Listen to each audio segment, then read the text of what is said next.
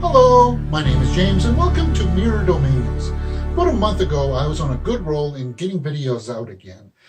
And I was making them short, about a minute to a minute and a half, just my quick thoughts of them, because I didn't want to just oversaturate everybody with the same kinds of reviews. And then I hit a brick wall, and that wall was Star Wars: The Last Jedi. And as you can see, here was some of my reactions to it. Star Wars: The Last Jedi is just... And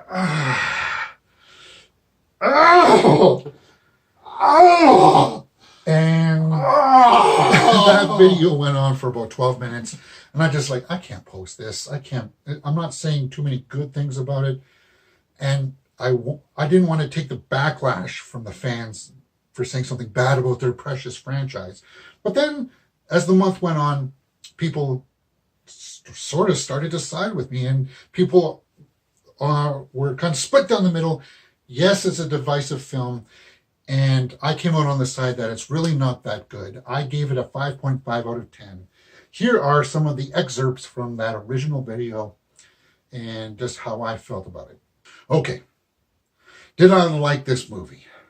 Well, it's a Star Wars film, and I am fairly forgiving and lenient when criticizing a Star Wars film because I am somebody who liked the prequels. I liked the prequels, and I liked the original trilogy. Did I like The Force Awakens? I liked it when it first came out, but then it didn't age well for me. So that should give you an idea where I was sitting going into this film. Now, of course, I was blown away by the trailers, and I was anticipating, a next chapter that would fill in some answers for The Force Awakens, because my major criticism with The Force Awakens was, well, how does she know how to do that? And who's that guy?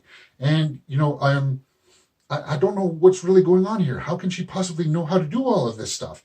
And people who were apologists told me that, don't worry, it will be explained in the next chapter. Well, it was explained, but it was kind of explained in a bad way, in a way that was kind of like, well, the answer is really, it doesn't matter. It doesn't matter. It seems like the only thing that was established in meetings about this new trilogy was that Han dies in the first one, Luke dies in the second one, and Leia dies in the third one. Other than that, we don't care about anything else. And then somehow Rey has to become the great hero of the galaxy, and Kylo Ren will become Darth Vader, or the worst villain. No, let's not even say that. But if the three core people dying is going to be the focus of each installment of yours, that's a bad plan. That is a terrible plan. Did Rian Johnson and J.J. Abrams really think that low of Luke Skywalker? They obviously did.